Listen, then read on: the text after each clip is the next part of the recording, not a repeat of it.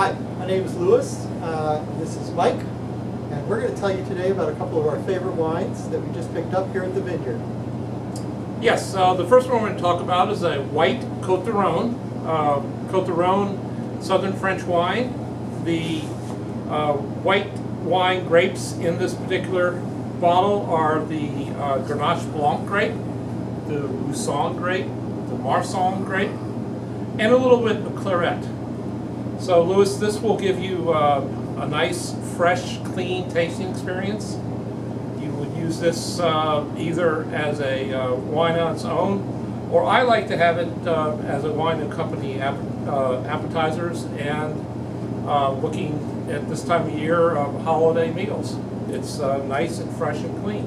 What do you think of it? I see this really nice little stone fruit that we get in there. Yeah. Nice, beautiful minerality. I can see it cutting through a lot of nice holiday side dishes, Right, especially stuffing and some sweet potatoes and so on. right. So I think that's a really Yeah, it gives you a nice, fresh, clean tasting experience. And many times the holiday meals are on the heavy side. Let's face it. So this is the kind of wine that I like to have in my house when guests drop in, especially if guests are bringing presents, as in savory side dishes. So the French would use this in a cafe setting. Many times they would have this with a roast chicken or fish dish. And what do you like to? I can see it. I can see it working really well with those dishes. I think that would be. It's kind of it reminds me of a really nice bistro wine that I've had in France. So let's go on to the next wine that we're going to do. We're going to do a little Pinot Noir from Scott Paul.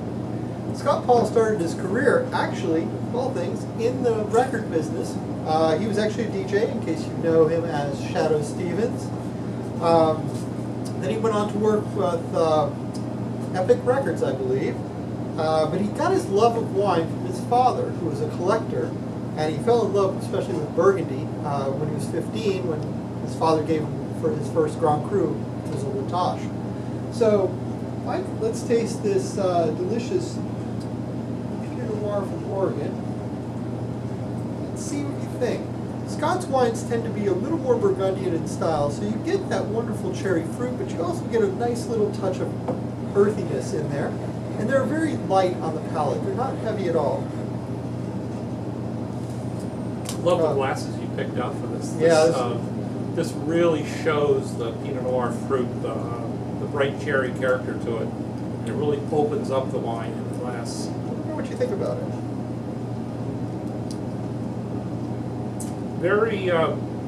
Very much of the Oregon style, where you're getting the fruit from the California. And in a good year like this, you're getting great expression of the Pinot Noir fruit, bright cherry fruit, and the earthiness from the soil and the exposition of the climate there in the Willamette Valley. So I think he's done a really wonderful job with this particular wine.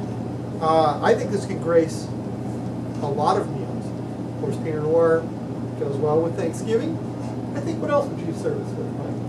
I would serve it as a wine to have as the turkey's cooking. There you go.